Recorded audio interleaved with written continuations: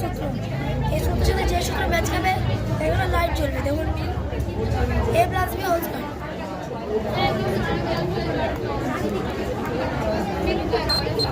Very good. তো a plus b whole square formula হচ্ছে a square plus 2b plus b square. তার বাদ দিয়ে এগুলো কিছুতেই লাইট হবে না, লাইট হচ্ছে না।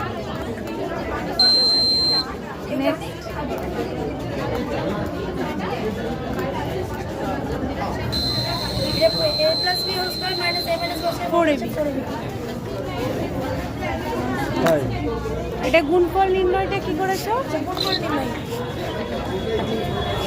এখানে আছে 7, হ্যাঁ এখানে দিলাম 11, হ্যাঁ 7 11, 7 ঠিক আছে।